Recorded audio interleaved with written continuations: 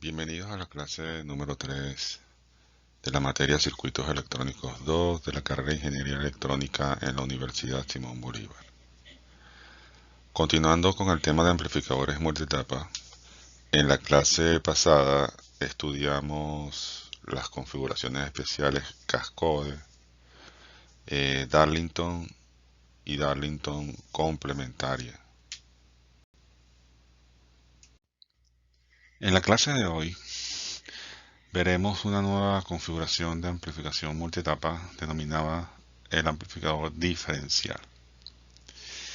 Este circuito es muy particular porque tiene dos modos de operación, el modo diferencial y el modo común.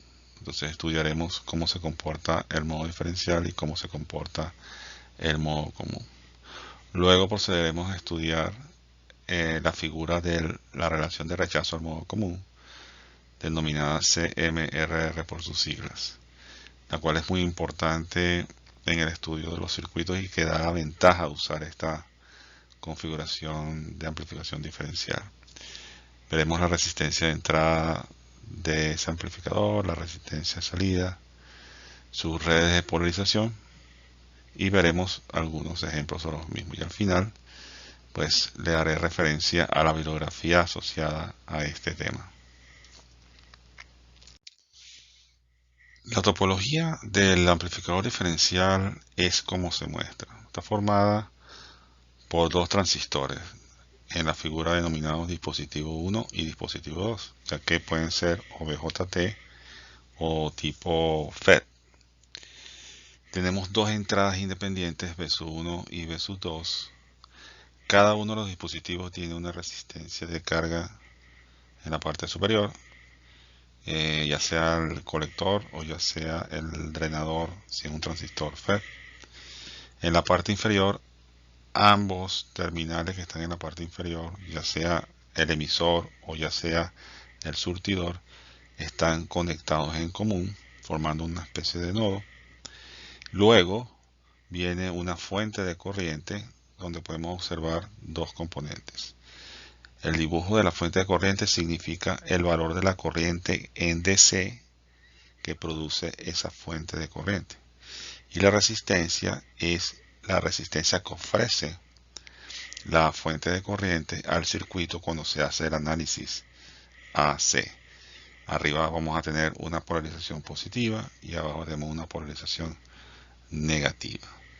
Y observamos que hay dos salidas posibles, ¿no? Si entramos por el dispositivo 1 con B1, vamos a producir una salida B01, y si entramos por el dispositivo 2 con la señal B2, entonces vamos a producir una salida B02. Como verán, tiene dos salidas y dos entradas. El propósito principal del amplificador diferencial es amplificar la diferencia que hay entre las dos señales de entrada, B1 y B2, y minimizar lo que es lo común a ambas señales de entrada B1 y B2. Por eso es que hay que definir dos modos. Él puede operar en modo diferencial, tomando en cuenta la diferencia entre ambas señales de entrada, y puede, en teoría, amplificar también en modo común, aprovechando lo que es común a ambas señales de entrada. ¿Cuál es la idea fundamental del amplificador diferencial? Bueno, tenemos dos entradas independientes y además lo que se persigue con los modos de operación es que si hay una interferencia por ruido que se presenta de forma igual en las dos señales de entrada, entonces minimizar el efecto del ruido sobre el comportamiento del amplificador y amplificar lo que es importante, que es la señal en sí misma. Matemáticamente hablando, definimos una señal de entrada en modo diferencial como la diferencia entre la señal B1 y la señal B2. BI de M, señal de entrada en modo diferencial, es B1 menos B2. Definimos una señal común, B2 y CM, como el promedio de ambas señales de entrada, B1 más B2 entre 2. Si despejamos de estas dos ecuaciones, ¿cuál sería el equivalente de B1 y cuál sería el equivalente de B2? Vemos que B1 es igual a la señal en modo común más la mitad de la señal de entrada en modo diferencial. Y B2 se define como la señal en modo común menos la mitad de la señal de entrada en modo diferencial. Entonces, eso es la primera definición vista desde la entrada. Modo diferencial, la diferencia entre las señales de entrada. Modo común, el promedio de las dos señales de entrada. Hacia la salida, porque tenemos dos salidas, pues hacemos lo propio. Definimos el voltaje de salida en modo diferencial como la diferencia entre la señal de entrada, la señal de salida 1 menos la señal de salida 2. Y la voltaje de salida en modo común se define como el voltaje de salida 1 menos el voltaje, más el voltaje de salida 2 entre 2, es decir, el promedio de ambas señales de salida.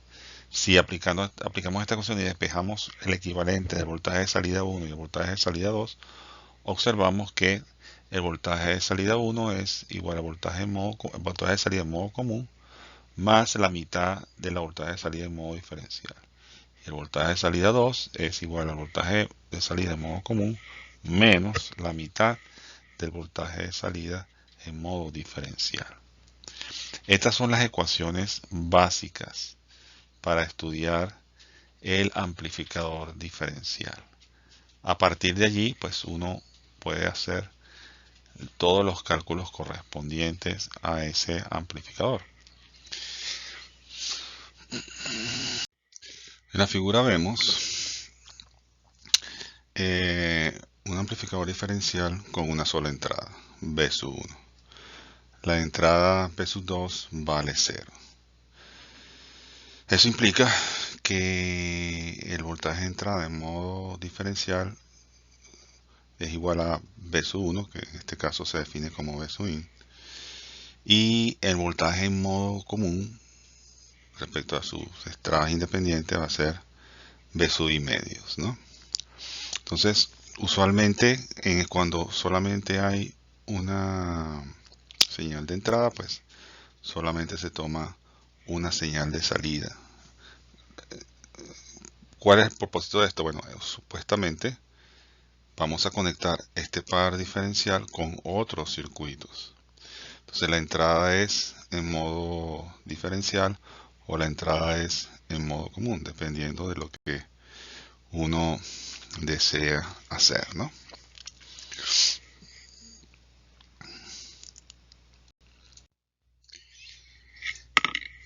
En la pantalla van a ver ahora un amplificador diferencial con las dos señales de entrada. Si yo quiero tener un modo diferencial puro, es decir, vamos a suponer que vamos a hacer el análisis del solamente el puro a modo diferencial. Quiere decir que tenemos que descartar el modo común. Entonces, en este caso, se hace que la señal de entrada por el transistor Q1 sea totalmente opuesta, misma magnitud, pero opuesta a las que están en la entrada de la base del transistor número 2. De tal manera que tenemos allí a B1, que es B A de T, y B2, que es menos B A de T, su opuesto. De tal manera que si restamos estas dos señales, B A menos menos B A me va a dar dos veces B A. Pero en el modo común, B A menos B A entre 2 da 0. Entonces no hay modo común, solamente hay puro modo diferencial. Y entonces uno puede ver cuáles son las ventajas y desventajas y cómo funciona cada uno en cada caso.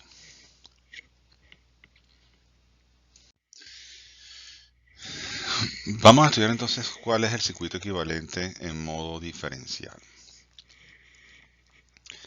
Tenemos entonces dos señales de entrada iguales en magnitud pero opuestas en signo. Eso es una condición importante para hacer que sea el modo diferencial puro. sin componentes comunes. Entonces tratemos de imaginar qué pasa en el dominio del tiempo con las señales. En el primer semiciclo, la señal entre la base del transistor Q1 está en el semiciclo positivo. Por lo tanto, la corriente que produce esa señal fluye hacia el nodo del emisor. Entra por la base y fluye hacia el nodo del emisor, con la magnitud que le corresponda. Al mismo tiempo, en la base del transistor Q2, la señal, como es el opuesto de la que está en el transistor 1, el opuesto que está en el semiciclo negativo, con la misma magnitud, pero con signo menos que la que está en la base del transistor Q1. Por lo tanto, en ese semiciclo, mientras la señal de entrada empuja la corriente de emisor hacia el emisor, en el otro, debido a su signo negativo, jala la corriente del emisor hacia la base. O sea, en el transistor 1 se empuja la corriente de la base hacia el emisor, y en el transistor 2 se jala la corriente del emisor hacia la base. Y en el segundo semiciclo ocurre exactamente todo lo contrario, en el semiciclo negativo. En la entrada 1 tenemos el semiciclo negativo, que va a jalar la corriente desde el emisor hacia la base, y en el transistor número 2, como está en un semiciclo positivo, siendo lo opuesto del anterior, entonces empuja la corriente de base hacia el emisor en la misma cantidad. Es decir, que cuando están en un sentido y otro, la cantidad que se empuja del emisor de la base hacia el emisor es la misma corriente que saco del emisor hacia la base, y luego cambia de sentido.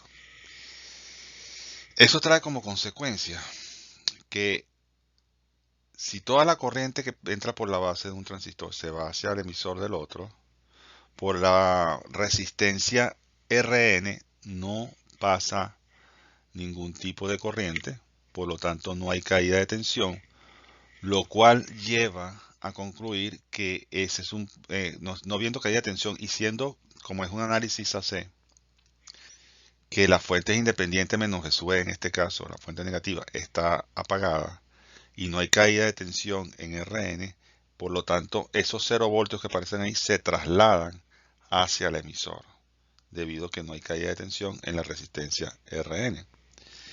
Por lo tanto, ese punto que está ahí en el emisor, debido al modo diferencial puro, se pone como referencia de tierra. Es lo que se conoce en electrónica como la referencia de tierra virtual. ¿Por qué? Porque no es un nodo conectado realmente a tierra, pero actúa como tal porque en Rn no hay caída de tensión. En la imagen que se ve en pantalla vemos el amplificador diferencial en modo diferencial. El emisor que une, donde están unidos los dos transistores Q1 y Q2, es tierra virtual, por lo tanto se asume como que está conectado a tierra. Por un lado tenemos la entrada por el transistor 1, que equivale a la mitad del voltaje diferencial según las ecuaciones vistas. Y por el lado del transistor 2, pues tenemos la otra mitad de B diferencial, pero con sentido negativo, de tal manera de que ambas entradas se complementan formando el voltaje diferencial total. ¿Okay? Entonces recuerden que durante un semiciclo de señal, el semiciclo positivo, la corriente entra por el transistor Q1 y va hacia el emisor, luego va hacia Q2 y llega hasta tierra del transistor. Luego, en sentido contrario, la fuente de menos B de medio se empuja la corriente en sentido contrario a través de la base del transistor 2, pasa por el emisor y luego va hacia el transistor 1. De tal manera que nunca va a haber circulación de corriente, en teoría, a través del nodo emisor hacia donde estaba la fuente de corriente. Basados en este modo de operación del circuito, dado que no circula corriente por la resistencia Rn, se produce el efecto de tierra virtual y siendo los dos transistores exactamente iguales uno y el otro, con las mismas características de beta, todo igualito, siendo los mismos valores de RC y teniendo los dos puntos de tierra, uno en la parte superior y uno en la parte inferior, se puede dividir el circuito en dos partes iguales, como si fuesen gemelos, ¿no? Entonces yo puedo separar el circuito en dos mitades.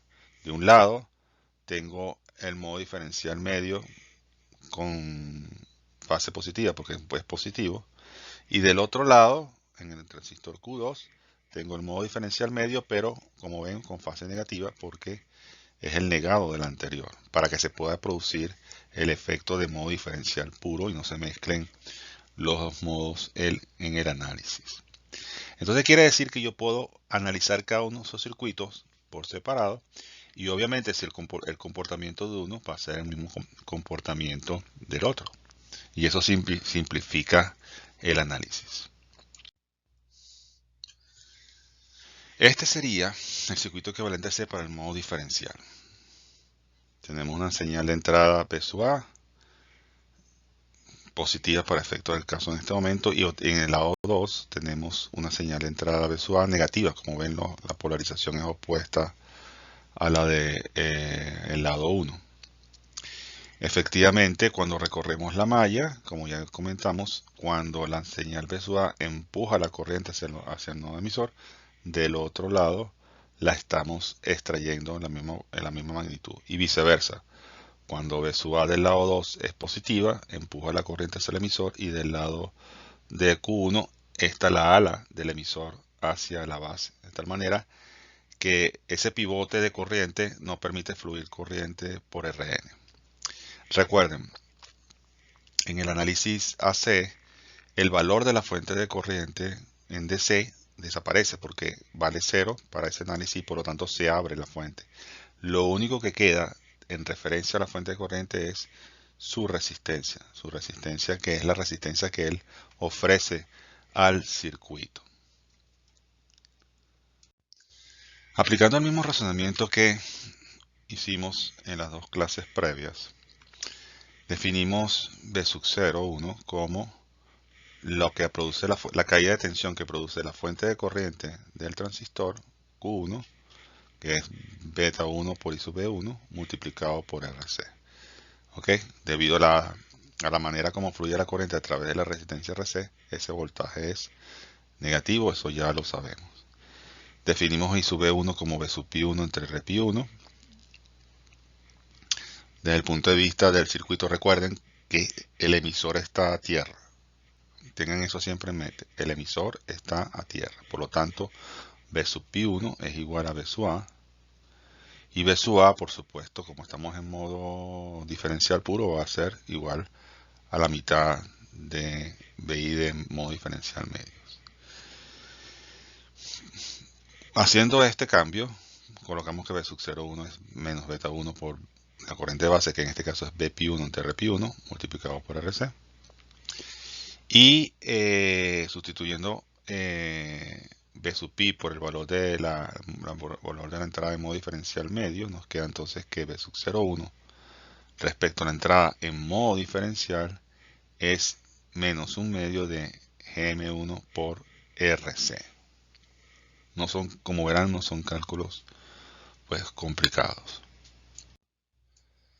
Haciendo lo propio del lado del transistor 2, pues definimos el voltaje de salida 2 como menos beta 2 por IB2 por RC, igual IB2 es igual a BP2 entre RP2 porque sabemos que el nodo emisor está a tierra. Definimos B sub pi2 como el voltaje B sub A, el cual a su vez es un medio, menos un medio del voltaje de entrada en modo diferencial. Recuerda que siempre es opuesto el uno del otro respecto al transistor 1. Por lo tanto, B sub 0,2 es menos Bpi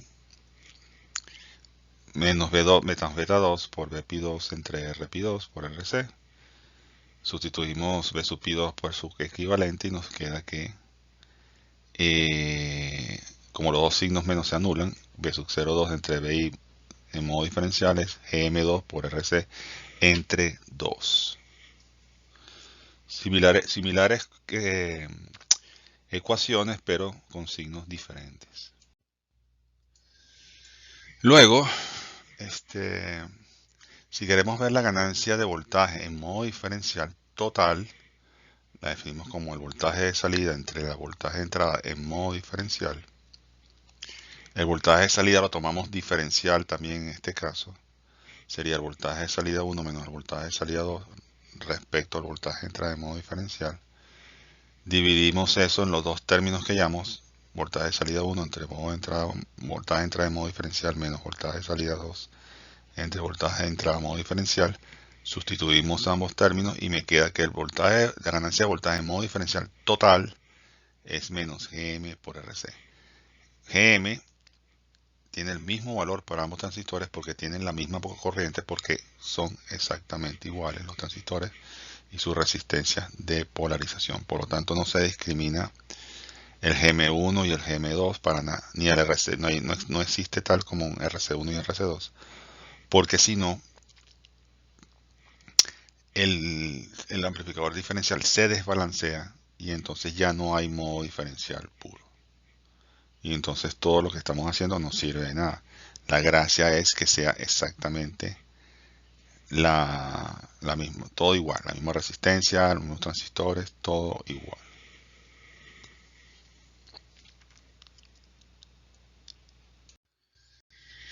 En el caso del circuito que tiene que ver con el modo común puro, sin modo diferencial, observamos que las dos señales en las bases de los transistores son exactamente iguales en magnitud y en signo. Quiere decir que cuando cada una de ellas está en su semiciclo positivo, empujan las corrientes hacia las bases. Y cuando están en el semiciclo negativo, ambas extraen corrientes al mismo tiempo hacia las bases. De tal manera que la corriente cambia de sentido cuando está el semiciclo positivo y cuando está el semiciclo negativo. Pero ambas fluyen hacia el emisor. Por lo tanto, el emisor es un nodo suma de corrientes. Ya sea que la corriente baje hacia el potencial de tierra que está ahí, o ya que sea que suba hacia los transistores, pero siempre se suman. Por lo tanto, si hay corriente a través de la resistencia Rn, que aquí se identifica con el valor R0, solamente para propósitos del esquemático que aparece en pantalla. Entonces, así estamos en modo común. Comparten al mismo tiempo las señales de entrada y por lo tanto se suma la señal de el valor de la corriente en los respectivos emisores. Ok, entonces, en resumen, en modo común las señales de entrada son iguales en magnitud y en signo. Eso es importante para tener el modo común puro y eliminar el modo diferencial por un momento. Durante el primer semiciclo, ambas corrientes fluyen hacia el nodo del emisor y se suman, bajando por la resistencia Rn de la fuente de corriente. En el semiciclo positivo, pues ambas corrientes fluyen desde el emisor, pero en sentido opuesto a través de la resistencia Rn. Es decir, la corriente, por decirlo de una manera, sube. En el primer caso, en el primer semiciclo baja, pero en el segundo semiciclo sube. Entonces, vamos a hacer el mismo análisis que en el modo diferencial haciendo un truco. Si yo agarro y sustituyo Rn por una resistencia, por dos resistencias de valor 2Rn conectadas en paralelo, logro el mismo efecto, porque 2Rn en paralelo me va a producir una Rn, ¿no? Con ese truco de separar en dos el valor de Rn, yo tengo entonces la posibilidad de volver a cortar el circuito por la mitad, porque tendríamos RC arriba, el transistor y un 2Rn del lado izquierdo. Y del lado del transistor 2 tendríamos RC, el transistor 2 y otros 2Rn del lado derecho. Aplicando el teorema de bisección, yo puedo picar justo por la mitad y ese cable que une a las dos resistencias en paralelo de valor 2Rn se puede cortar, como si fuese quitar el cordón umbilical entre ambas. Entonces se puede cortar justo el circuito por la mitad. Aquí observamos el circuito equivalente del que hemos estado hablando, ya habiendo sustituido los modelos de los transistores, donde se ilustra de lo que hemos venido hablando, de las que las corrientes en el emisor se suman y bajan a través de ella para producir una suma de corrientes en ese nodo. Igual reemplazan el modelo equivalente de cada uno de los transistores con su misma RC en los colectores y todo igual, con las mismas señales de entrada en semiciclos positivos y negativos. Ok, haciendo el mismo análisis que hicimos para el modo diferencial, lo aplicamos al modo común. Definimos B sub 0,1 como menos beta 1 y B1 por RC. Definimos IB1 como Bpi1 entre Rpi1. Y luego vemos cuál es el valor del voltaje B sub pi respecto al valor B sub A. Recuerden que se puede reflejar la resistencia que está en el emisor hacia la base al multiplicarla por beta más 1, ¿no? Eso es una forma sencilla de simplificar el circuito. Entonces B sub pi 1 es igual a Rpi 1 multiplicado por B sub A entre Rpi 1 más beta 1 más 1 por 2Rn.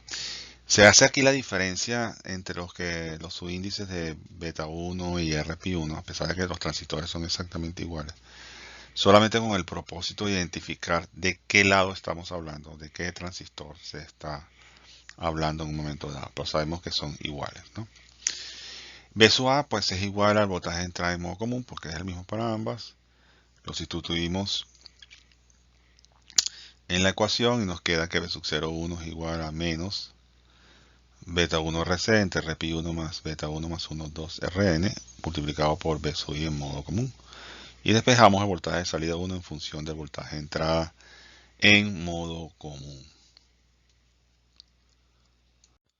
Haciendo lo propio con el voltaje de salida 2, hacemos las mismas definiciones, menos beta 2 por IB2 por RC, la misma definición para IB2, B sub pi 2 entre Rpi 2, el mismo voltaje Bpi 2, perdón, es igual a Rpi 2 entre Rpi 2 más la resistencia 2Rn reflejada del emisor hacia la base, que es más beta 2 más 1 multiplicado por 2Rn. Todo eso multiplicado por B sub A. Y bueno, B sub A queda igual al voltaje de entrada en modo común. Reemplazamos los términos correspondientes en la expresión de Bpi2, despejamos B sub 0,2. Nos queda entonces que B sub 0,2 es menos beta veces RC entre Rpi2 más beta veces más 1, 2Rn. Y despejamos la expresión del voltaje de salida 2 en función del voltaje de entrada en modo común. Por último, definimos entonces la ganancia de voltaje en modo común como el voltaje de salida diferencial dividido entre el voltaje de entrada en modo común.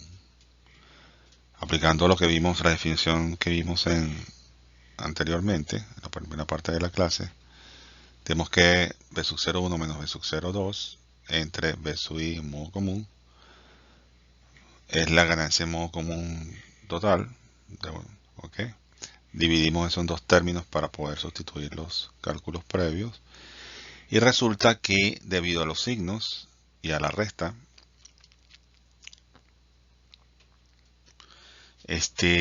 nos queda que el voltaje de ganancia de voltaje en modo común es igual a 0.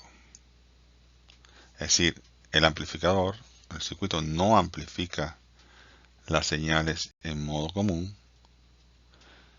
¿Ok? Por lo tanto, lo que sea común a las entradas va a ser 0 a la salida. ¿Ok? Bien, entonces aparece ahora la definición de la relación de rechazo al modo común. O sea, la manera de cuantificar ¿En qué magnitud el amplificador diferencial minimiza la ganancia de voltaje en modo común y maximiza la ganancia de voltaje en modo diferencial? De acuerdo a la situación, digamos, ideal que hemos tenido hasta ahora, tenemos que el factor de rechazo al modo común, CMRR, se define como el módulo de la ganancia en modo diferencial respecto a la ganancia en modo común. Se toma el módulo porque la figura tiene que ser estrictamente positiva.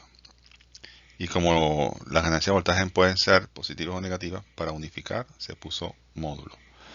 Por lo tanto, el CMR en este caso da infinito. Entonces, desde el punto de vista conceptual, todo es ganancia en modo diferencial y nada es ganancia en modo común. O sea, no pasa nada que sea en modo común. Lo cual es un resultado excelente porque, por ejemplo, en el caso de que la señal estuviese en ruido, como el ruido se va a manifestar por igual en ambas entradas, pues como eso es una señal, sería una señal común, sería anulada. Y eso es un aspecto importante de los amplificadores, porque un amplificador con una sola entrada, si tiene ruido en esa entrada, él va a amplificar lo que es la señal de entrada, pero también va a amplificar lo que es el ruido. Y eso se va a manifestar a la salida del amplificador. O sea, si hay ruido por alguna razón en ese canal de entrada, pues entonces también va a verlo a la salida en la misma magnitud. Entonces, esa es la gran ventaja que tiene esta configuración de amplificador diferencial. Me permite amplificar lo que es diferente, lo que es la diferencia entre ambas señales de entrada, y minimizar lo que es el efecto común, que es lo que me perjudica a la hora de un proceso de amplificación.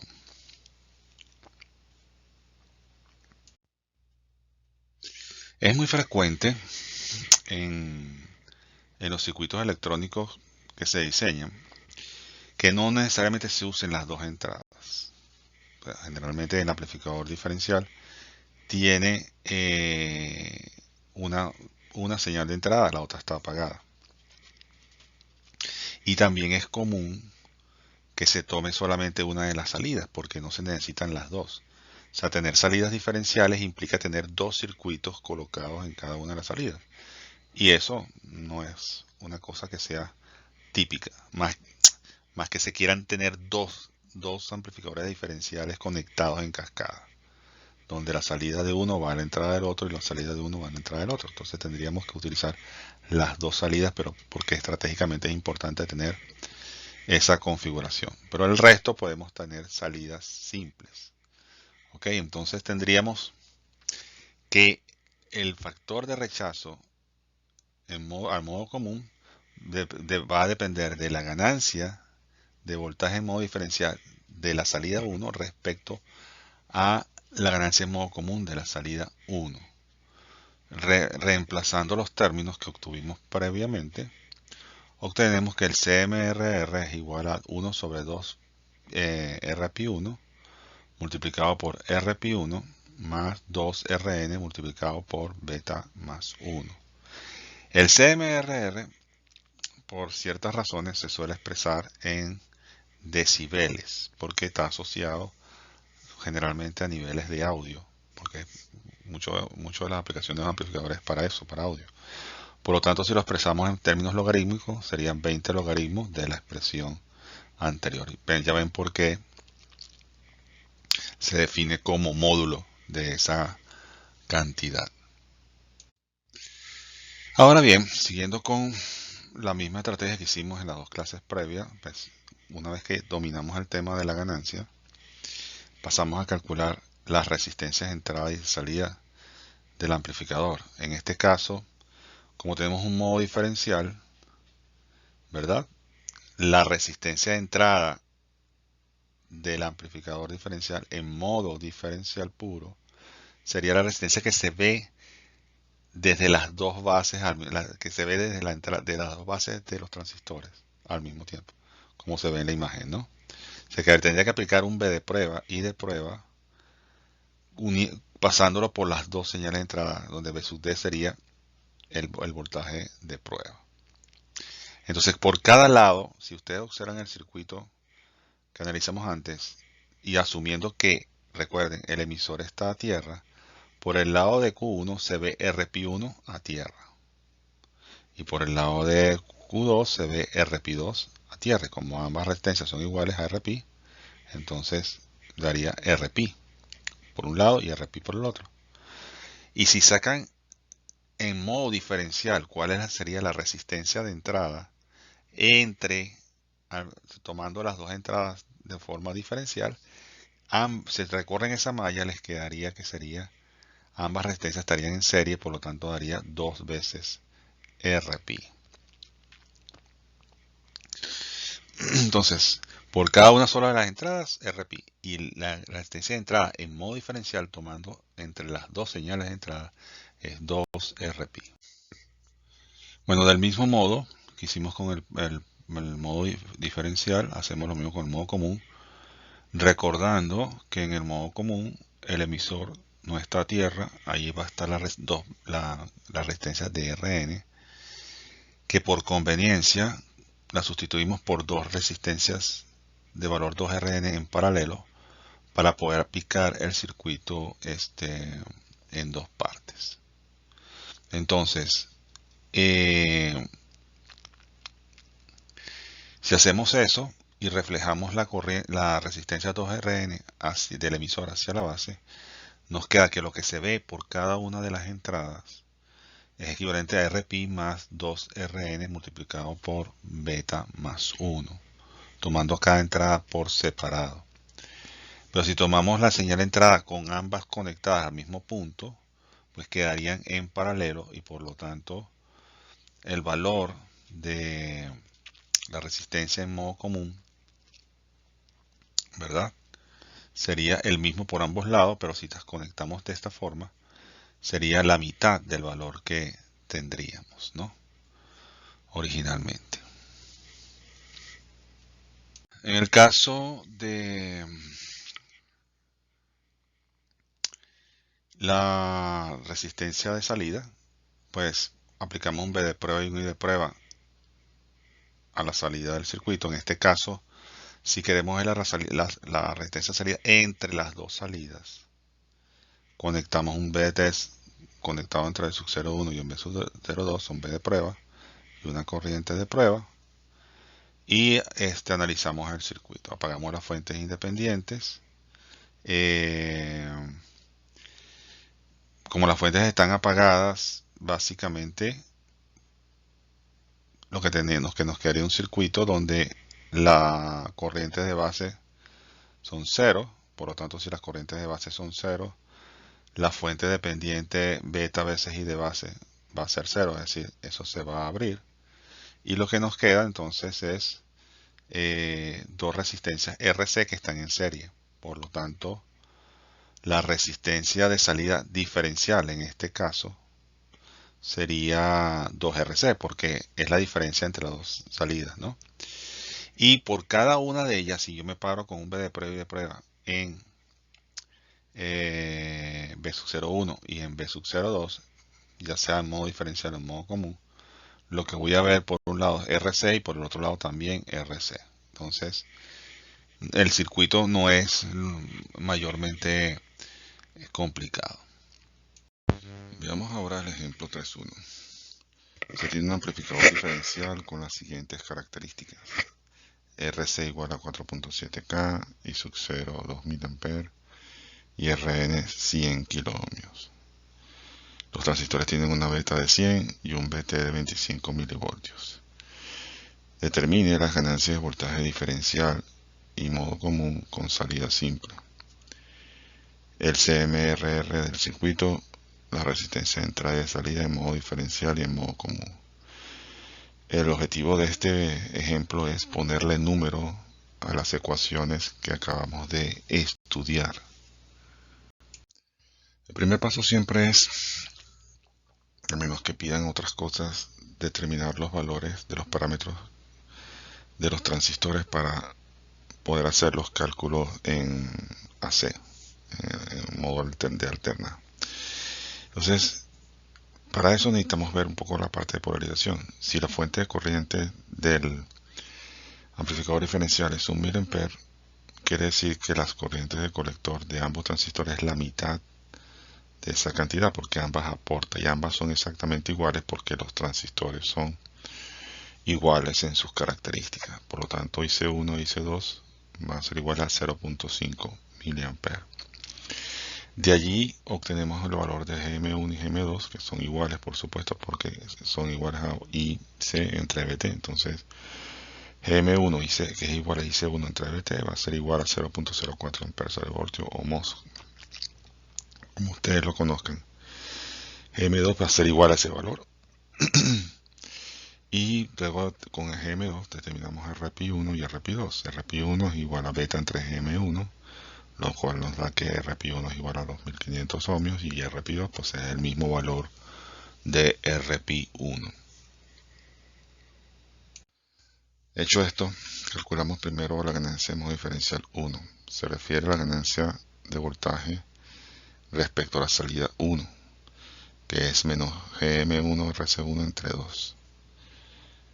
La determinamos y nos da menos 94.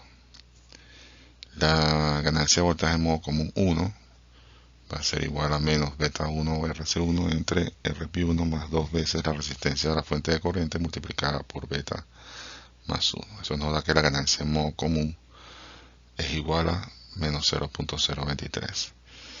Los signos son relativos. En realidad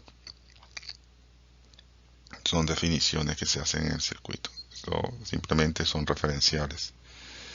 En todo caso, una vez obtenido esto, CMRR es igual al módulo de la ganancia en modo diferencial 1 entre la ganancia de voltaje en modo común 1, nos da un CMRR de 4087 sin unidades. Se saca el módulo porque el signo no cuenta acá. Y luego se utiliza la figura del decibel porque es la típica en estos medios, de que CMRR en dB es 20 logaritmos del resultado anterior y nos da 72 decibeles. Si hacemos el modo diferencial total, no el de una salida solamente, sino el total, obviamente nos van a dar valores diferentes, pero me interesaba era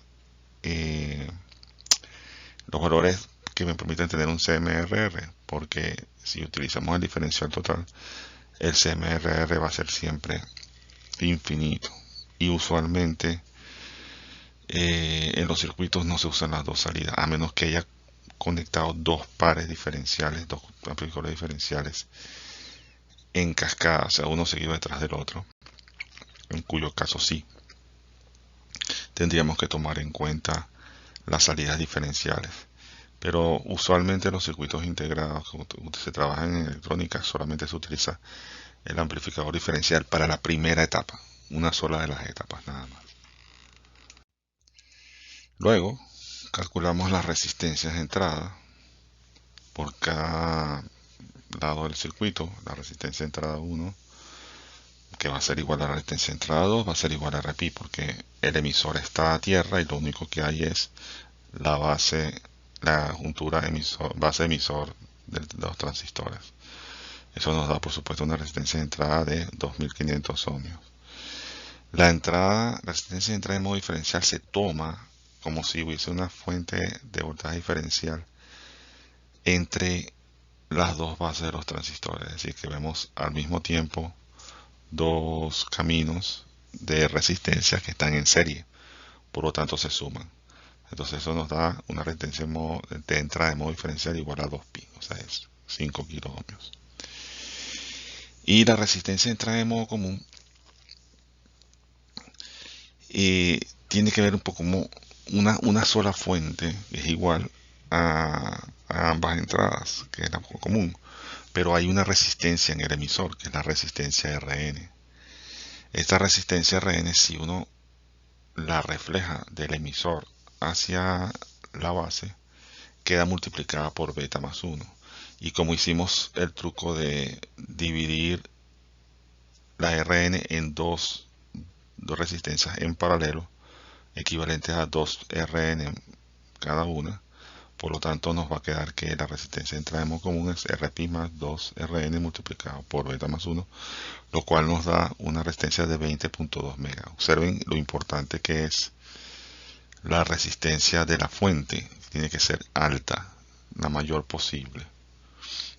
Y este valor de 20.2 megas pues, es excelente en este momento. La resistencia de salida de modo diferencial, 1 para una sola de las salidas es igual a RC, la resistencia donde está el colector, y así es igual a 4.7K, y la resistencia de salida de modo común también es la misma, es igual a 4.7K. Entonces estas son las cifras de el amplificador diferencial básico.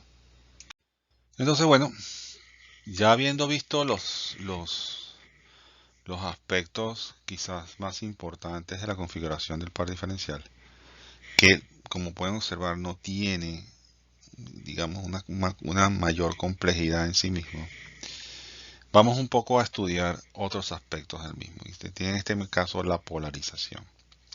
Entonces tenemos un amplificador diferencial con señales de entrada V1 y V2, con la fuente de corriente que está en su emisor, con su resistencia asociada Rn, y las resistencias de colector que son exactamente las mismas. Ese sería un circuito típico de un amplificador diferencial. Ahora, ¿qué vamos a colocar en la fuente de corriente? O sea, ¿cómo se maneja el aspecto de la fuente de corriente? Porque estamos hablando de un circuito electrónico. No me vale el símbolo de la fuente de corriente. Tiene que haber algo electrónico allí que produzca esa fuente de corriente que se observa. La fuente de corriente más sencilla que puede haber es una simple resistencia. Recuerden, una fuente de corriente en este caso tiene que ser constante. En este caso es una corriente DC, es una fuente DC constante. Por lo tanto, si yo coloco una resistencia, simplemente una resistencia de valor RE, en ese nodo, entre el nodo emisor y la fuente de polarización V sub E, ya eso produce una corriente constante. ¿Por qué?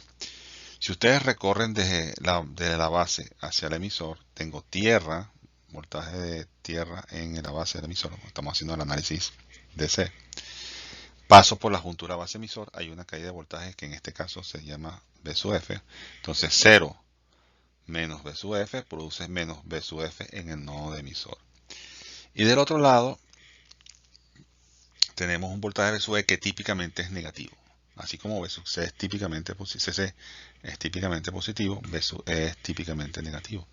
Entonces la corriente que circula por la resistencia de emisor, la resistencia RE, es menos V sub F menos V sub E entre RE. Y ese es el I sub 0 que aparece en la simbología de la página anterior. O sea, cuando hablamos que es una fuente de corriente de valor I sub 0, ese I sub 0 va a tener esa expresión. Y va a depender del valor de RE. Y el caso de Rn, para la parte de análisis AC, pues Rn va a ser igual a RE. Entonces RE conjuga la corriente y además conjuga el valor de la resistencia de la fuente en AC. No es un circuito particularmente complicado. Veamos el ejemplo 3.2. Se nos pide determinar el punto de operación en DC de los transistores, el valor de la corriente sub 0, la resistencia Rn de la fuente de corriente y la ganancia en modo común, salida simple. Si se sabe que VCC es más 15 voltios, B es igual a menos 15 voltios, RC es igual a 3.9K, R es igual a 10K y los transistores tienen una beta de 100, un voltaje base emisor de 0.6 voltios y un voltaje térmico de 25 milivoltios. Nuevamente vamos a poner así en contexto los valores numéricos que están presentes en el circuito. Comenzamos con el cálculo de la corriente de la fuente de corriente I sub 0. Vemos que de un lado la corriente baja como viniendo del colector hacia el emisor. Por lo tanto, cuando pasamos de la base hacia el emisor, la base está a tierra, Al recorrer esa malla nos queda que 0 menos lo que cae en la juntura base emisor me queda menos BE, y del otro lado de la resistencia está el voltaje B sub EE, y eso todo lo dividimos entre la resistencia de la fuente.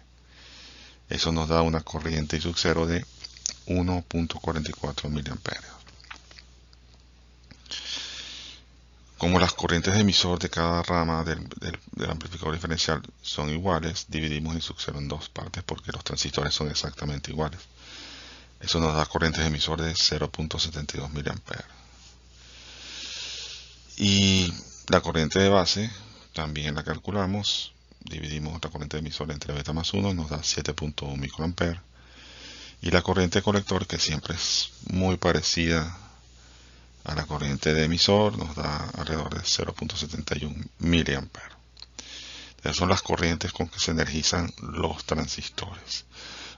A continuación calculamos cuánto cae en la resistencia de colector de cada una de las ramas. Se debe al paso de la corriente de colector a través de RC, eso nos da 2.8 voltios aproximadamente. Y luego calculamos el voltaje de colector emisor. El voltaje de colector emisor es el voltaje en el colector menos el voltaje en el emisor. El voltaje en el colector es lo que está en la fuente VCC menos lo que cae en la resistencia RC. Y del otro lado tenemos el voltaje, la caída debida a la juntura base emisor que está en el emisor, que es menos B. Haciendo la operación correspondiente nos queda que el voltaje de colector emisor 1, que es igual al voltaje de colector emisor 2, van a ser más o menos 12.8 voltios. Luego calculamos los parámetros que nos piden. RN, que es igual a RE, porque no hay otra cosa en el emisor, que es una resistencia que sirve para hacer la corriente. SRN pues obviamente es 10K. Calculamos M1 y RPI1 para tener los parámetros asociados con los transistores. GM1 es igual a 0.028 amperes sobre voltio o mos, y RPI es igual a 3471 ohmios. Y con eso calculamos la ganancia en modo común 1, y ya sabemos la fórmula. Es menos beta RC entre RPI más 2 veces RN por beta más 1. Eso nos da menos 0.193 de ganancia. Ahora bien, como vimos en el análisis AC en el modo común, para que el modo común sea minimizado, necesitamos que la resistencia de la fuente de corriente en AC sea lo más grande posible en valor. Entonces, voy a desear como característica importante de la fuente de corriente que su resistencia RN sea siempre lo mayor posible. Ustedes pueden decir que en el caso que vimos anteriormente, yo puedo poner RE muy grande y ya satisfago esa condición. Pero el problema es que si yo hago RE muy grande, la corriente se hace cada vez más pequeña. Y si la corriente se hace cada vez más pequeña, la polarización de los transistores se va haciendo cada vez más débil. Entonces no podemos crecer RE arbitrariamente todo lo grande que podemos querer porque no funciona así. Entonces necesitamos otro tipo de circuito para la fuente de corriente. En este caso se suele utilizar la combinación que ustedes ven en pantalla.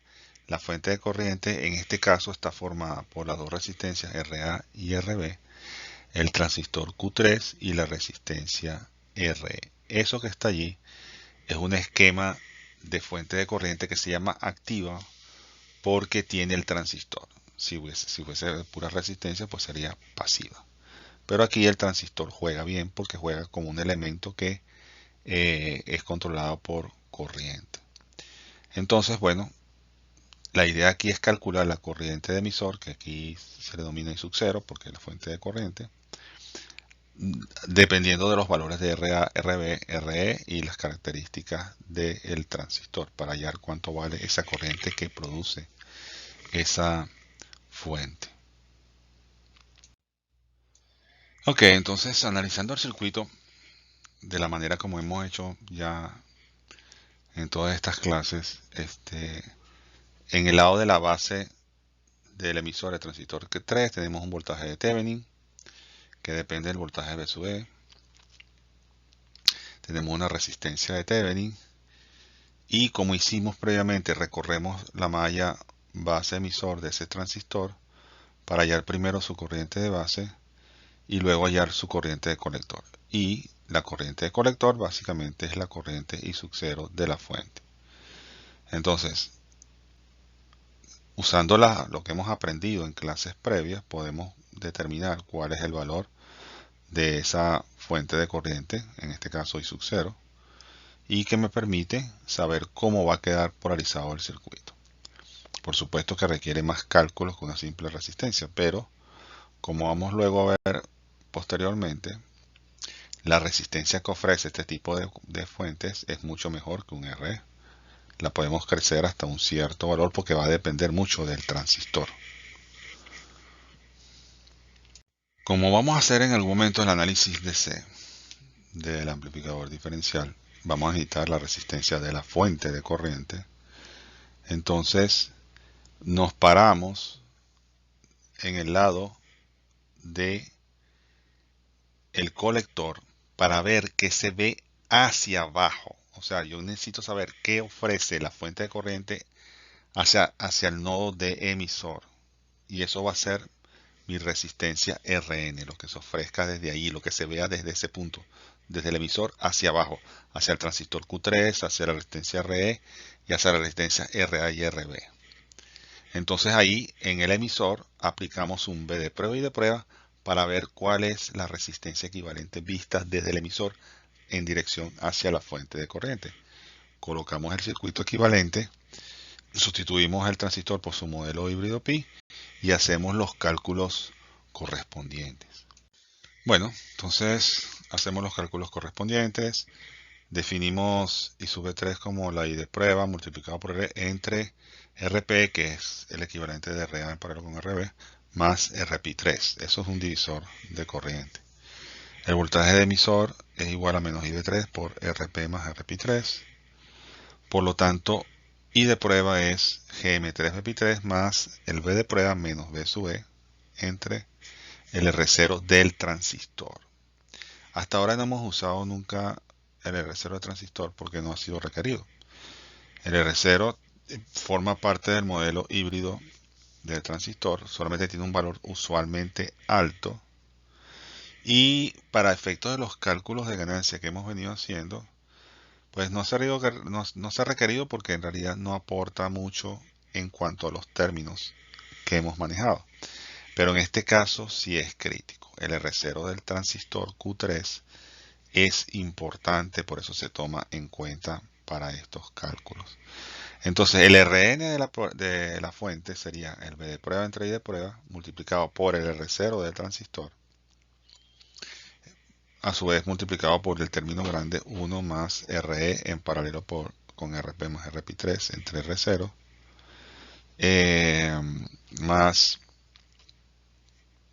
beta 3 por Re entre Re más Rp más Rp3. Esa sería la resistencia que se ve desde el emisor hacia la fuente de corriente y es lo que se va a resumir en Rn, un valor que se le va a dar a Rn.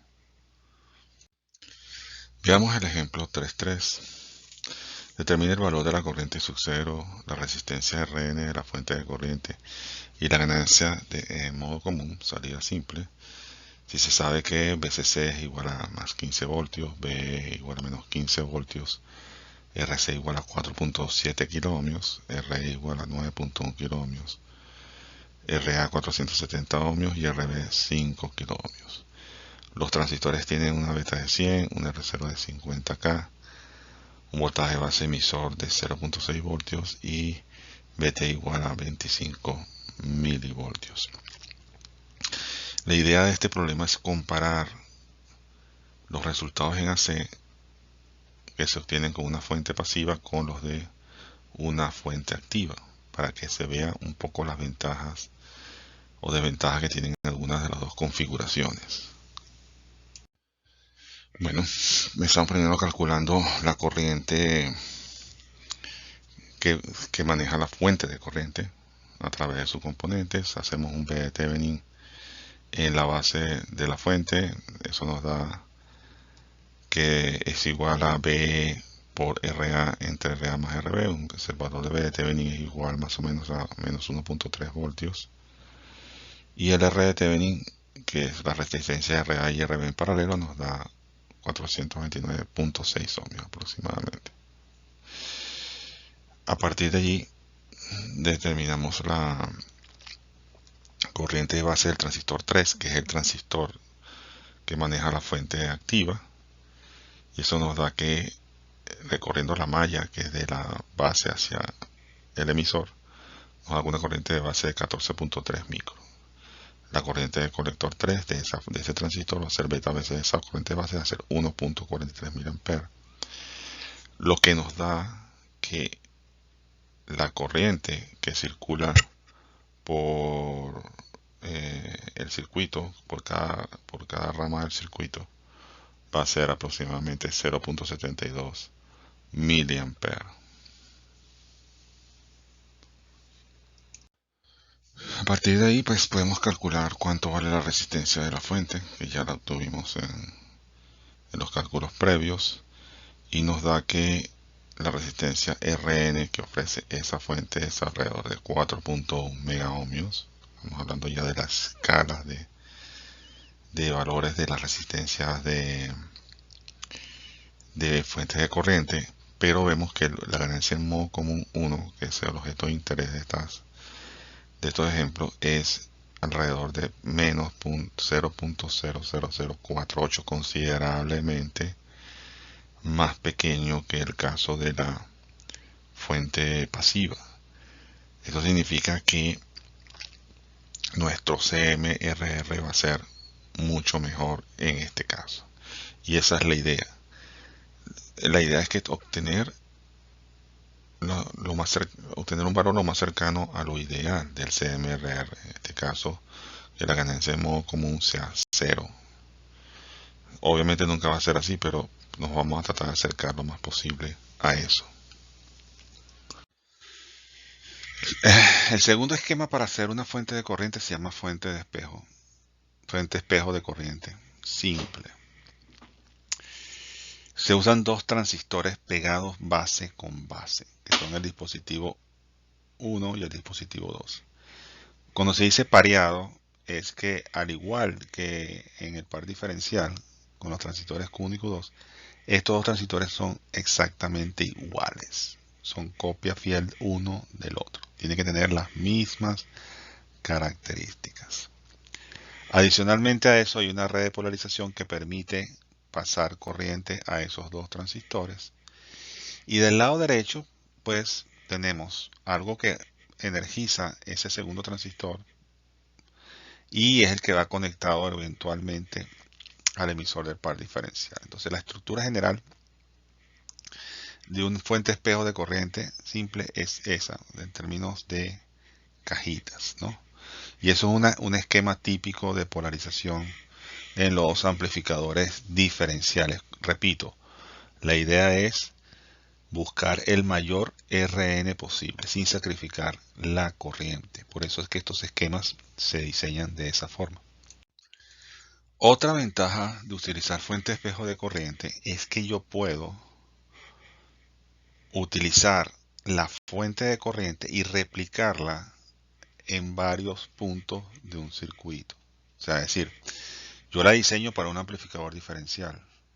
Pero además de eso, si necesito ese mismo valor de corriente en otras partes del circuito, puedo tomar como que un enlace allí y sacar corriente para otra parte del circuito, que es el dispositivo apareado 3 y el dispositivo apareado 4, por ejemplo. Digo, oye, si aquí hay corriente en ese nodo que une al dispositivo 1 y al dispositivo 2, tomando un cablecito de allí, me lo llevo hacia otro transistor y hacia otro transistor, al transistor 3 y al transistor 4. De tal manera que puedo, sin mucho esfuerzo, replicar la corriente en muchos puntos del circuito. ¿Okay? Entonces, por eso es la ventaja de utilizar la fuente espejo de corriente. Es una ventaja importante. Ok, en la imagen tenemos lo que sería la implementación de una fuente de corriente tipo espejo. Tenemos una resistencia real que es lo que sería la red de polarización que garantiza que los transistores Q1 y Q2 se enciendan. A través de RA hacemos pasar una corriente que también llega a la base de los transistores, lo que la permite que actúen. Siendo transistores exactamente iguales, van a demandar la misma corriente de base y por lo tanto todo se equilibra dentro del esquema de la fuente, ¿no? Entonces, ¿qué es lo que hace el circuito?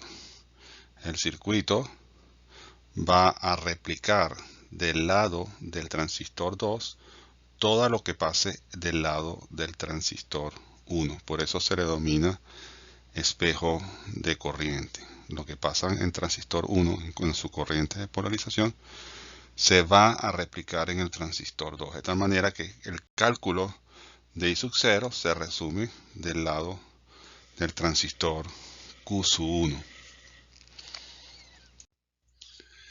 Ok, entonces aplicando el recorrido de malla observamos que la I de referencia, que es como la corriente con la cual vamos a relacionar a I sub 0 de la fuente de corriente, la podemos definir como V sub CC menos lo que cae en el voltaje base emisor del transistor 1 más el voltaje V sub con su respectivo signo eventualmente y dividido entre RA.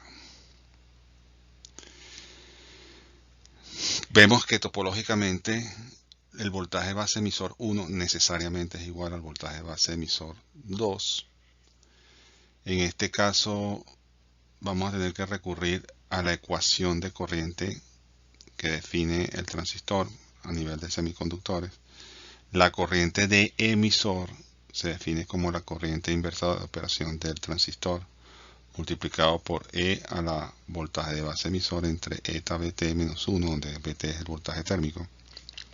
Y eta es un factor de proporcionalidad que tiene que ver con los transistores.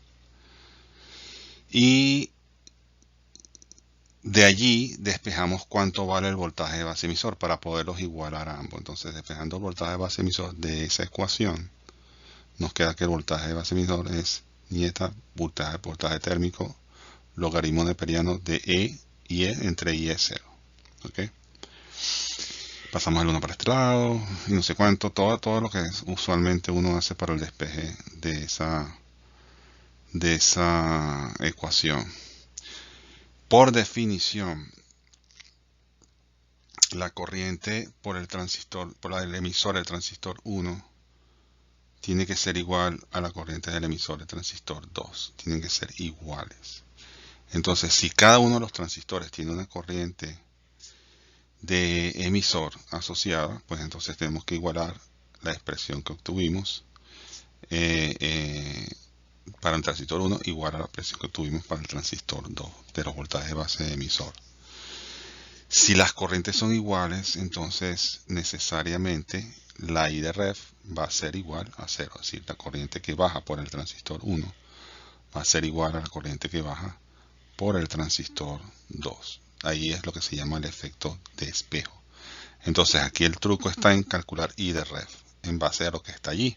VCC que lo conocen, voltaje base emisor que lo conocen, voltaje BE que es la fuente negativa lo conocen, RA es un valor que ustedes van a determinar ahí pero se conoce y eso automáticamente dice, bueno, I sub 0 es equivalente a ese I de ref que está allí.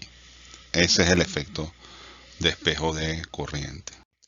El primer paso para calcular la resistencia equivalente de la fuente de corriente es simplificar el análisis. Entonces nos colocamos en la base de Q1 para ver cuál es la resistencia equivalente que se ve desde la base de Q1 y luego nos iríamos hacia Q2 pero ya habiendo calculado esa resistencia. De tal manera que simplificamos enormemente el cálculo de lo que estamos haciendo lo simplificamos para hacerlo como en dos partes. Entonces nos colocamos en la base del transistor Q1 y colocamos un B de prueba y de prueba.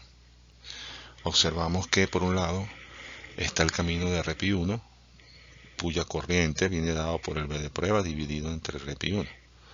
Por otro lado está la fuente de corriente GM1 BP1 y BP1 es B de prueba.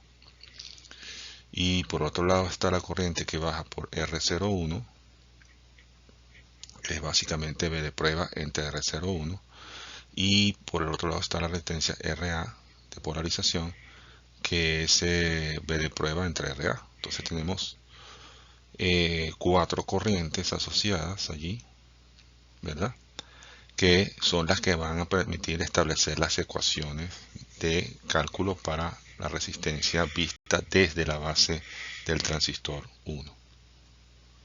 Ok, entonces vamos a ver un poco cómo hacemos que el análisis sea lo más sencillo posible. Entonces vamos a hacer dos partes. La primera, ver la resistencia que se ve desde la base del transistor 1 para resumirlo en un solo elemento, una resistencia equivalente. Luego que hagamos eso, nos vamos al transistor 2 y solamente vamos a tener que tomar en cuenta esa resistencia equivalente porque ya la resumimos en una sola expresión. Y eso nos ayuda a aligerar el análisis. Visto así, colocando un nuevo I de prueba y un B de prueba solamente para esta parte del circuito y allá la resistencia, vemos que hay como una especie de nodo de corriente. I de prueba va a ser igual a B de pi entre RPI1, que es una de las corrientes, a beta 1 y B1, que es otra de las corrientes, a BP1 entre RP1, es otra de las corrientes, y a RP1 entre RA, que es otra de las corrientes. Decimos que BP1 es igual a B de test, lo cual hace que en todos los términos aparezca el B de prueba. Y procedemos a despejar la resistencia equivalente en la relación de B de prueba y de prueba que tenemos puesto en el circuito anterior. Ok, entonces vamos a ver un poco cómo hacemos que el análisis sea lo más sencillo posible. Entonces vamos a hacer dos partes. La primera, ver la resistencia que se ve desde la base del transistor 1 para resumirlo en un solo elemento, una resistencia equivalente. Luego que hagamos eso, nos vamos al transistor 2 y solamente vamos a tener que tomar en cuenta esa resistencia equivalente porque ya la resumimos en una sola expresión. Y eso nos ayuda a aligerar el análisis. Visto así, colocando un nuevo I de prueba y un B de prueba solamente para esta parte del circuito y allá la resistencia, vemos que hay como una especie de nodo de corriente. I de prueba va a ser igual a B de pi entre RP1, que es una de las corrientes, a beta 1 y B1, que es otra de las corrientes, a BP1 entre RP1, es otra de las corrientes, y a RP1 entre RA, que es otra de las corrientes. Decimos que BP1 es igual a B de test, lo cual hace que en todos los términos aparezca el B de prueba. Y procedemos a despejar la resistencia equivalente en la relación de B de prueba y de prueba que tenemos puesto en el circuito anterior. Veamos el ejemplo 3.4. Determina el punto de operación en DC de los transistores. La resistencia RN es la fuente de corriente de la ganancia en modo común, salida simple. Si se sabe que PCC es más 10 voltios, BE menos 10 voltios, RC1 es igual a RC2 igual a 3.3 kiloohmios y RA es igual a 3.1 kiloohmios. Los transistores tienen una beta de 100, un R0 de 50K, un voltaje base emisor de 0.6 voltios y un voltaje térmico de 25 milivoltios. En pantalla vemos el ejemplo, el circuito que estamos tomando como ejemplo para los cálculos, ¿no? Es la fuente tipo espejo de corriente en un par diferencial. Bueno, calculamos primero el valor de la fuente de corriente del espejo, de la rama del lado izquierdo. Calculamos cuánto vale el valor de I sub A. I sub A es igual a 0, que es el potencial que queda en esa parte de la rama, menos lo que cae en la calle de la juntura base emisor del transistor 1 más B sub E entre RA. Esto nos da que I sub A es aproximadamente 3 miliamperios. La voltaje de base emisor 1 es igual a voltaje de base emisor 2, por lo tanto eh, las corrientes de los emisores son necesariamente iguales. Por lo tanto, el I sub 0 va a ser exactamente igual a I sub A, que es la corriente que baja por la rama de la izquierda, lo cual nos da un I sub 0 de 3 miliamperes.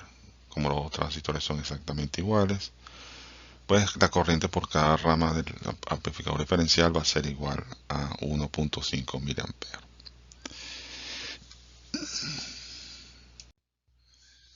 En cuanto a los cálculos asociados a cada parte del circuito, bueno, pero la caída en RC va a ser igual a la caída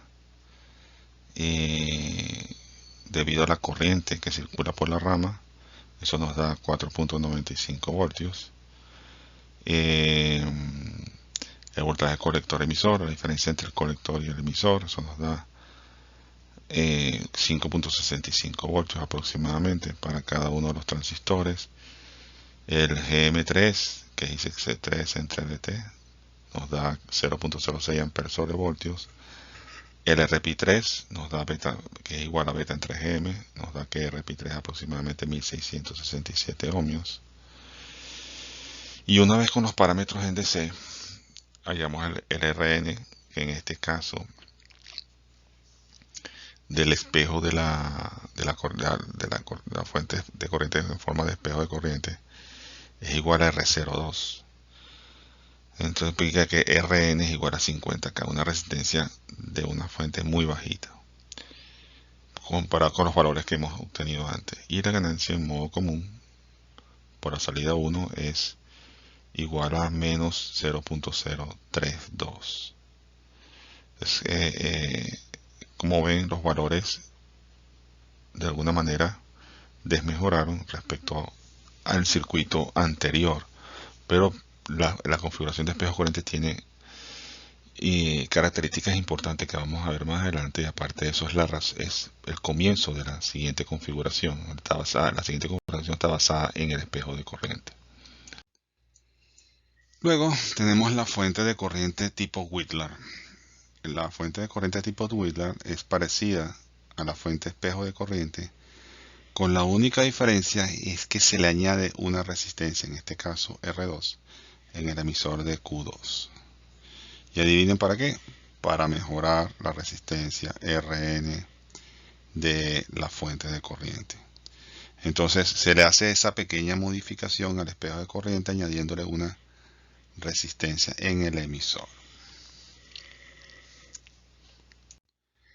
Desde el punto de vista de polarización, pues es importante calcular cuánto vale la de referencia, la I de referencia, para poder saber cuál es la corriente. Ese es el lado del transistor 1, cuál es la corriente que está del lado del transistor 2. Y el esquema desde el punto de vista de la polarización es similar al del espejo de corriente que acabamos de ver. Entonces recorremos la malla para saber cuándo vale I de ref, pero vemos que en las bases hay un cambio importante. Antes era voltaje base emisor 1 igual a voltaje base emisor 2, simplemente. Aquí es voltaje base emisor 1 igual a voltaje base emisor 2 más lo que cae en esa resistencia adicional que añadimos. Aplicando nuevamente las ecuaciones asociadas al transistor para la corriente de emisor, despejando eso en función, sacando del voltaje base emisor, despejando esa expresión, nos queda un logaritmo neperiano asociado y lo sustituimos en la ecuación. Entonces tenemos dos términos que tienen que ver con logaritmo neperiano más un término lineal que es I sub de 2 por R.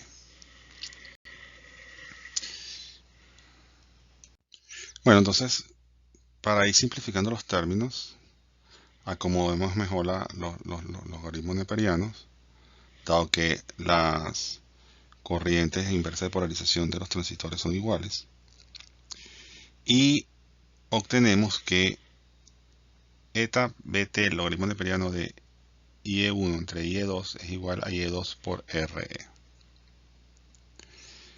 Sabemos que IE1 es igual a I de ref y que IE2 es igual a I0 por el esquema que estamos viendo. Por lo tanto, reemplazando nos queda que I sub 0, del lado izquierdo es igual a eta bt entre R por el logaritmo de ICREF entre I sub 0. Esa ecuación no es despejable, entonces se suele resolver por tanteo. Para el cálculo de la resistencia ofrecida por la fuente de corriente, hacemos exactamente lo mismo que hicimos en el caso del espejo. Dividimos el circuito en dos partes. Lo que se ve de la base del transistor Q1 hacia allá, calculamos eso, su resistencia equivalente a través de un B de prueba y de prueba. Eso me da el valor RP o el valor equivalente de la fuente. Y luego me voy a ir hacia el transistor Q2 y lo veré desde el colector de ese transistor para ver qué resistencia me ofrece. Es el mismo procedimiento dividiendo esa parte del circuito en dos partes pequeñas. Bueno, procediendo al mismo modo que hicimos con el espejo, colocamos la fuente de prueba, colocamos las expresiones asociadas a ella y me va a dar al final una resistencia equivalente que es B de fuente de prueba vistas desde la base del transistor Q1 hacia ese lado del circuito, hacia el lado izquierdo del circuito. El proceso de cálculo es similar al del espejo de corriente. Hecho esto, nos pasamos a la corriente de colector, al lado del colector de Q2 y calculamos cuánto es, aplicando ahí un B de prueba y de prueba en ese punto, en el colector de Q2, para ver cuál es la resistencia que se ve hacia arriba. Nos queda entonces que IB2 es igual a menos la B de prueba de la I de prueba aplicada ahí entre R2 más R equivalente más RP2, que es como un divisor de corriente. Obtenemos la expresión de B sub E y le colocamos allí la corriente IB2 y empezamos un poco a discriminar los términos asociados a eso, ¿no? Que cada vez se lo colocaremos en función de la resistencia, el I de prueba y el B de prueba. Bien, habiendo hecho eso y agrupando los términos para tener solamente voltaje de prueba y resistencias, empezamos un proceso de despeje de la corriente de prueba entre voltaje de prueba y nos queda que el Rn de la fuente de corriente es R02 multiplicado por todos esos términos. La diferencia aquí consiste en la presencia de R2 y R2 potencia la resistencia Rn. Entonces, nuevamente, aunque las ecuaciones lucen como complicadas, porque bueno, he sido lo más detallista posible en el proceso de despeje, en realidad lo importante aquí es tener un mejor Rn. O sea, ese pequeño cambio al colocar esa resistencia en el emisor de el espejo de corriente para transformarlo en la fuente Wheeler es precisamente buscando un mejor Rn. O sea, tienes la polarización que digamos, se pierde un poco porque es un esquema iterativo para hacer el cálculo, lo cual obviamente quita tiempo.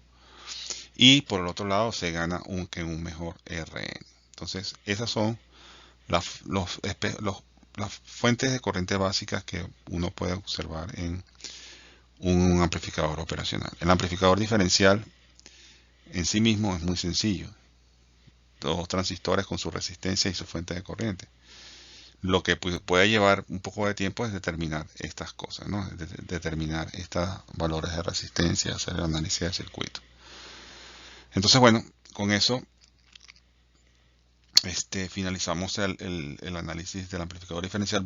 Vamos a volver más adelante tocando la versión del FET, ¿no? Eso lo vamos a ver en las próximas clases, pero por lo menos ya el esquema básico de amplificador diferencial ha sido presentado en esta clase.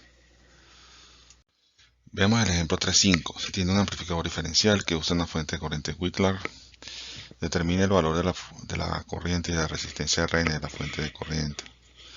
Se sabe que V sub Cc es igual a 10 voltios, V sub E menos 10 voltios, Ra igual a 19.3 kiloohmios y R2 igual a 1K. Los transistores tienen una beta igual a 100, un voltaje de Early igual a 100 voltios, el voltaje base emisor es igual a 0.7 voltios y VT es igual a 25 milivoltios.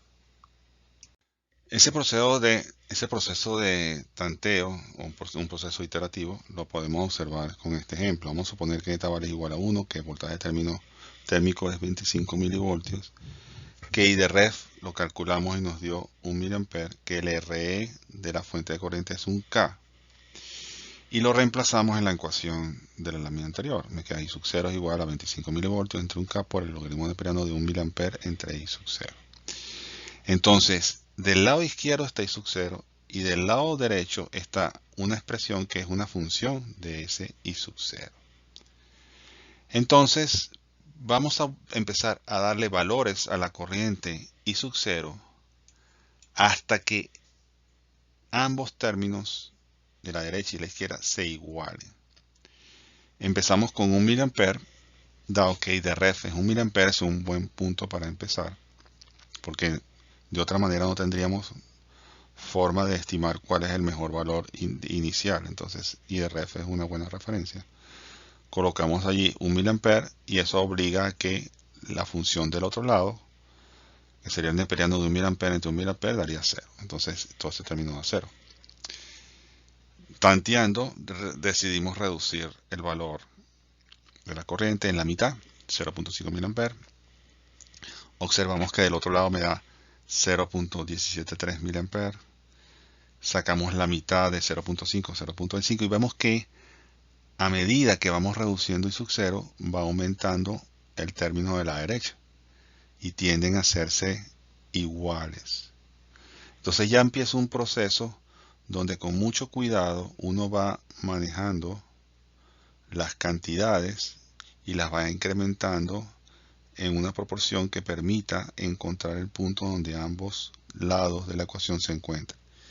Si observan bien al final de la tabla, con 0.067 ampere es igual del otro lado a 0.676 ampere, y el siguiente término es 0.068, que es igual del otro lado a 0.0672.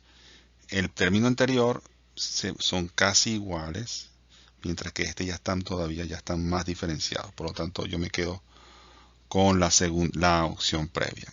Voy a suponer que I sub 0 es igual a 0.067 amperios.